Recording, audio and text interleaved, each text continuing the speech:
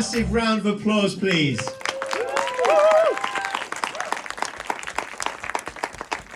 Humans against it, isn't it? Is that what it is? Humans against. Yes, humans against hangovers. So, to be honest, it's anything that, removes you from your humanity. That is kind of my purpose in life, I feel. Yeah. But I'll take you guys through that in a little bit. But yes, my name is Thierry Ngutegure. I am a lot better looking than I am in that photo now because I've just got married and had to lose a shit ton of weight. Thank you. Yes, you look down, stop looking at me like that, I'm off the market. So, let's jump straight into this. Sweet. So, I'm going to be talking to you guys about data. I really want to start off with a show of hands of who thinks data is boring. Let's be honest. Everyone. Yeah. Pretty much, basically everybody. Or anybody who doesn't kind of work in data. Now, my job is by day. I work with a bunch of brands and, I'm the head of data insight and I help bridge the gap between data and those that kind of want to use data, whether that be for business growth, whether that be for coming up with random side hustles, which I'll take you guys through in a little bit. But my job is data translation, ultimately making those data into stories, because it's one thing having all of the data, but if you can't action it, it's absolutely pointless. And I think that we live in a day and age where we've got to the point of hoarding and collecting data, but we're all like, okay, great, I've built this incredible moat around myself, now what? Right? So we're sat on a pile of gold and you're like, oh, look at me, I'm king of the hill with all this data, but if we can't action it, it's actually completely irrelevant. So I do have to warn everybody, please do feel free to take your phones out and take pictures. I'm going to absolutely fly through this because once again, the last thing I want you to do is walk away and think, God, data is even more boring. I think I'm that guy. So I've got a bunch of slides for you guys to read afterwards, a lot of information that you can take away and really digest. But what I want you to do at this moment in time is take pictures with that, but also listen to the context I'm kind of giving you guys with those talks. So when I say that data isn't boring, I truly do mean it, and I put everything into what I kind of do. So yes, by day, I'm a data analyst, but also I am a data analyst by night, but I action it for myself. Sometimes I think actually within our roles, I'm like, how do we not all own our own 8 businesses? I ultimately do it for other people and then do it for myself. So for example, here I launch a peanut butter brand that is stocked in Selfridges and most decent stores across the UK now. And it's because I was like, well, how can we have peanut butter with a bunch of crap in it? How is it just not nuts? This makes absolutely no sense, right? And so then I use a bunch of analysis, which I'll take you guys through a little bit later on, to gain an understanding that actually there is a market for people who just want peanut butter spread. But also that peanut butter inherently is something that is, you got it from, I eat this peanut butter brand because my mum used to have it, or my grandma used to have it, or someone I lived with at uni used to eat it, and you never really change kind of brand loyalty or ever really switch. So I made something super, super fun, and I made Mother Nutter, right? It's pretty decent. Yeah, go to Selfridges. Tell them I sent you as well, because they're not paying me. I'm joking.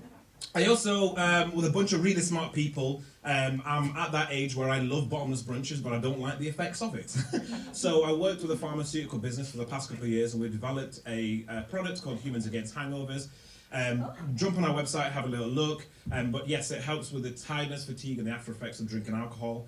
And it's just a bunch of supplements and blends that your body really needs to help you kind of alleviate those hangover symptoms.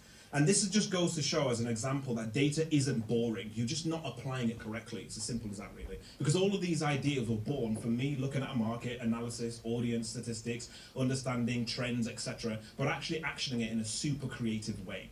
And so then I'm going to take you guys through a couple of examples. Not all of them are B2B focused. There's a bunch of e-com, there's a bunch of B2C, but the whole point of ideation and creativity is that it should be a way for you to amalgamate a bunch of ideas that you can take away today and actually action for yourself in your specific niche. I'm not here to kind of spoon feed you and go, this is the thing that you should do for your business today. I'm here to inspire you. So pick what you need and action it tomorrow.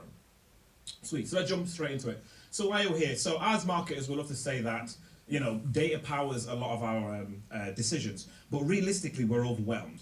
As I said before, we live in a world where data is king and queen at the same time, and we all collect it and hoard it and pile it up, but we don't know what to do with it. And ultimately, there are 2 major mistakes I think that brands are making when confronted with data.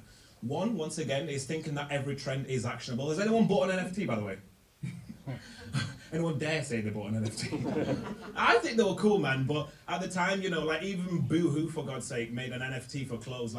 you really misunderstood the context of which this thing was created for this community. And so everybody thought they should buy an NFT and NFT should be everywhere and everything, but it was made for a specific community. Not everything should be actionable just because it's popular.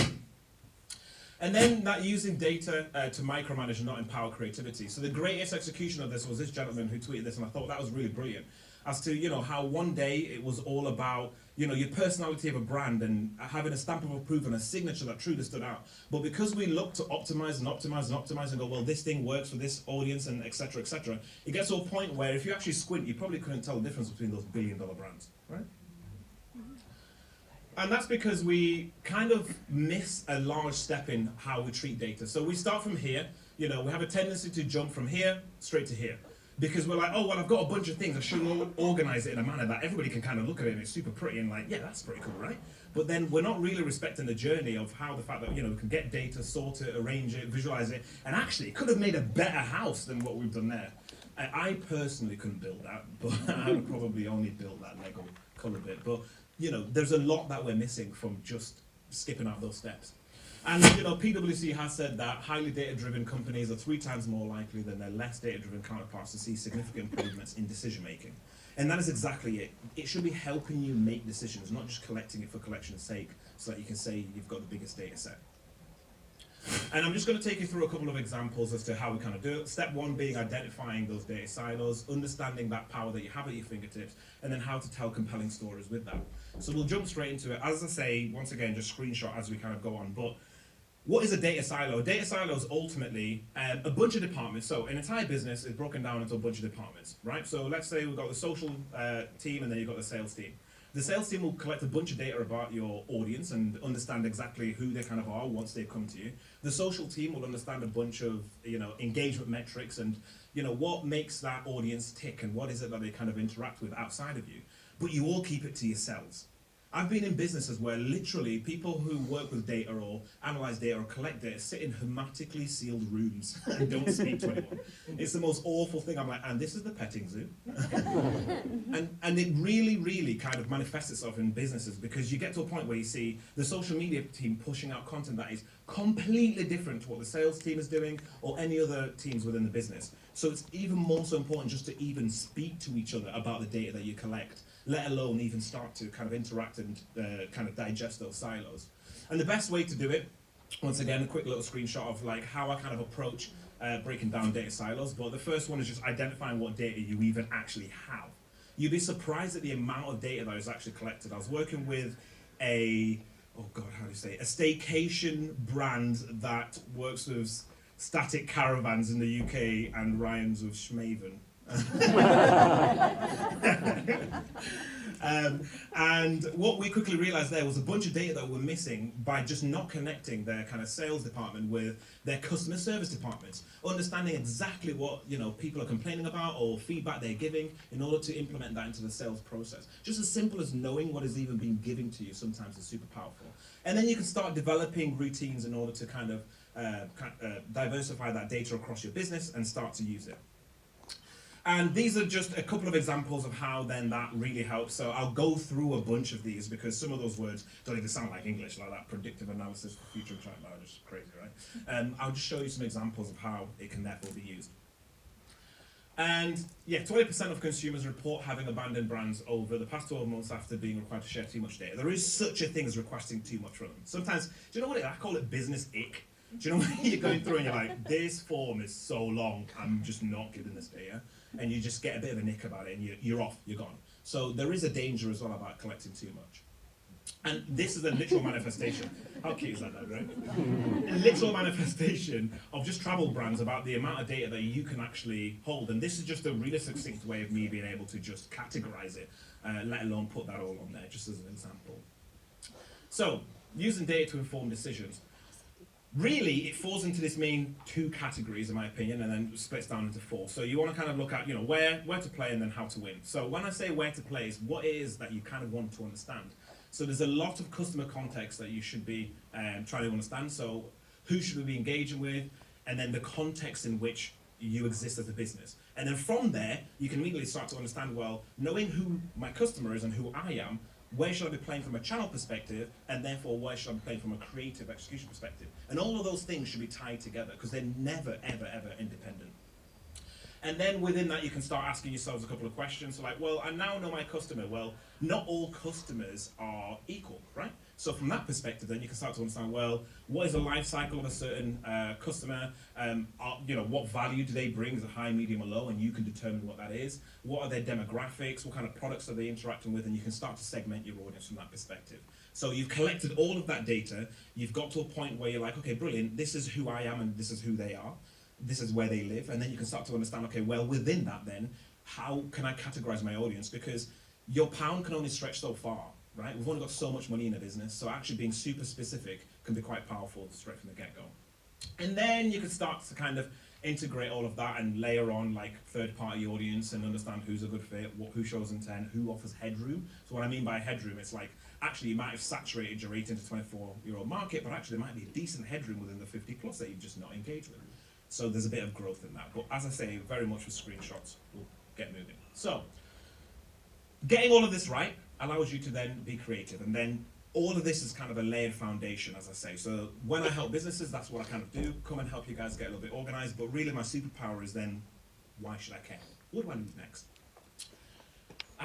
Did anyone watch Squid Game or is ready for the next one? Yeah. Just me, right? It's cool. I'm going to have to rewatch the other one, though, because I've clearly not seen enough death. So with Netflix, it's the greatest manifestation of like A/B testing in human history. It's unreal.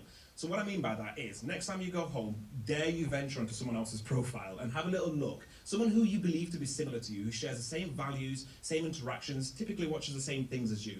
Look at their Netflix. I guarantee you it's vastly different because they are testing at a grand scale. So for example, me and my dad, we love watching films that have Dwayne "The Rock" Johnson and Kevin Hart in it. Shock horror.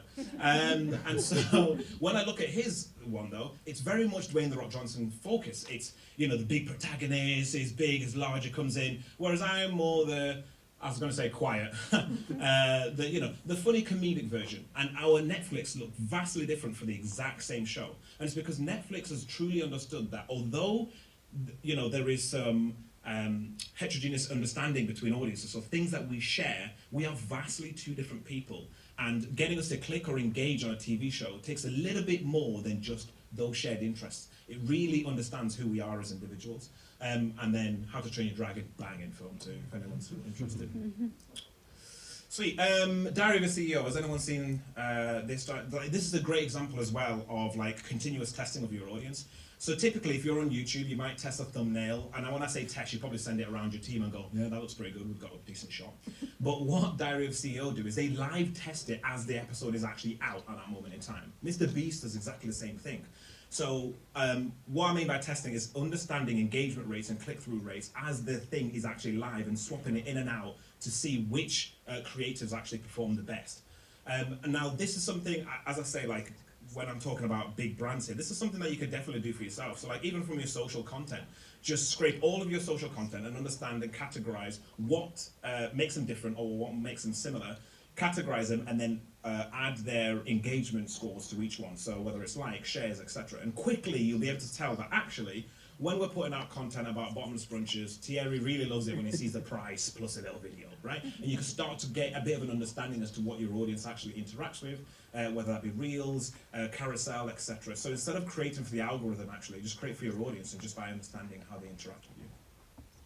And then this looks super complicated, but I promise it's not. So Huey, which I'm probably pronouncing it wrong, but hardly ever worn it, did a bit of work with them to try and understand what should they be buying and when? So they do second-hand and rented items, so luxury handbags, watches, etc. And so they were trying to understand, well, how should we be buying when our customer is consistently switching with trends and how do we keep up? And I just created a quite simple model, to be honest with you, and it looked at search terms on the left-hand side for any brand, so Gucci handbag, Prada handbags, whatever that might be, with then their search volumes across 12 months, but taken across like 3 to 4 years, for example, so it's aggregated. And then what I can then do is add on top of that a tool called Glimpse. You want to write this down, bad boy. Make sure you get a pro version of that, right? So it's like Google Trends, but on steroids. And it allows me to then understand not just if something is trending, like from this perspective, I understand cyclical behavior. but then Glimpse will then give me anything that then steps outside of what I've already seen here. So then I can get an understanding of going, actually, when we buy Prada handbags, yes, buy them in September, etc. But actually, if there's anything else like Van Cleef jewelry, yes, I'm in the know, recently in trend, thank you, then that's something that we didn't quite see coming, but actually has living in trend with another accessory. So now we can start pairing things like Prada handbags and Van Cleef bracelets together, knowing that those two things kind of move in tandem or in trend with each other. And then also we can start to understand user journey touch points. So a study conducted by Expedia found that 69% of travelers turn to search engines when they start to think about a trip. Now, you're probably not thinking of the search engine I'm thinking about, because when you think about search engine, you're probably thinking about this, right? Whereas from my perspective, I'm actually thinking about, if this moves, this. So I've recently, obviously, been planning my stag do. First thing I did, jump into WhatsApp group. Hey lads, what we doing? Obviously men don't say anything because it's all last minute. But what we quickly start to understand here is, when I'm talking about search engines, we're talking about how people genuinely interact and not as marketers we expect them to interact. So what we started doing is we would jump into WhatsApp and we would share a bunch of memes. We'd share links, memes about what we're going to do, what's so funny. And I thought, actually, what if we could get into the search engine of memes in general, right? So WhatsApp has approximately 2.7 billion unique users, and then Giphy generates approximately 1.3 billion daily search queries. And we've completely misunderstood what search engine meant at that point, right? Because we've just gone, oh, surely they're just going through Google. So then I thought, what if you could take all of your content, video content and creative that you've already used, and repurpose it for GIFs? So then you're actually talking in the manner that your audience talks, and not just forcing them through Google because that's how they speak. And it's all kind of branded as well, quite subtly. And I thought, you know what, I'll give this a go. I wonder if Giphy really does work. Ha! Turns out it does. So if you smashed it, that's me. Thank you very kindly. Right? So it does work. And so that's what I mean by understanding data, but also using it in a creative manner, not just trying to force your audience through a search engine, because we think as marketers that's where they should be going. Cool, so creating compelling stories. I have linked to a report here that I've done for digital PR. So this is how do you tell data-led stories and what data-led stories work in what format, in what category. And I've analysed about 2,500 campaigns globally, just to kind of show you guys what works. And when I say works, it's terms like links, engagement, etc., that you guys can kind of go away and use, because I know that's something that's sometimes quite hard to get context of within your sector and your niche. I also did a little bit of work with a jobs board aggregator, Adzuna. So what was really interesting here, they wanted to create some engaging content, some data-led content, naturally. And I was like, oh, well, what do you guys do? And they're like, well, we'll do job posts, we can do like, you know, like average salary, etc., etc. And one of the most powerful things I did with them was just use their website as if I was a user. And then I went through and basically they have this really cool tool where you submit your CV, and it'll do a bunch of cool AI stuff and tell you, you know, grammatical errors and what you should do, etc. And then I said, well, what do you do with those CVs after that? They're like, oh, they're just on a bank. And I said, how many have you got? They went 2.5 million. 2.5 million CVs. I said, send me a bit of that data. And what we could do with that data, for example, was, these were just a couple of engaging bits like value my name and value degree. But we can really create some compelling stories. Things like, how long has someone been in an average job, for example? So on average, nurses stay in a job X amount of time. But also if you wanted to change careers, how has someone who has changed careers similar to mine, what career have they then jumped to? So what careers are close in terms of skill sets, right? Then you can start to do benchmarks for salaries. You can start doing things like understanding which university, do degrees actually matter? That was a clever one. I'm not going to reveal that because it makes me feel very sad about the amount of debt I've got. But we can start using that data in a really compelling and creative way to create content for our audience. Has anyone ever seen this? This was pretty cool as well. So McDonald's in UAE targeted diners after, created like an after dinner dinners. After diner dinners, Jesus Christ. And the idea with this is they truly understood that Dubai and that kind of lifestyle, you know, there was a lot of like Michelin-starred restaurants. ran a bunch of research and then realized that actually, when people go to these restaurants, you go there and it's super like nice food, but you actually leave quite hungry. So they ran a campaign where it's like, after diner dinners, which was kind of, poking fun at proportions being unsatisfactory. And that's, once again, a really, really great example of understanding your consumer behavior and research and really getting to the humanity within the content that you're trying to create. And then this was really cool as well. So this was Skip the Dishes. So they use real-time pricing data as a way to create recipes based on ingredients and price drops to help Canadians source affordable and nutritious food. And this is how we can really be innovative with that data that we have. So instead of being Tesco and their club cards forcing us to buy £8 meal deals if we don't have a Tesco club card, we can use that data to really empower people and stop food waste ultimately.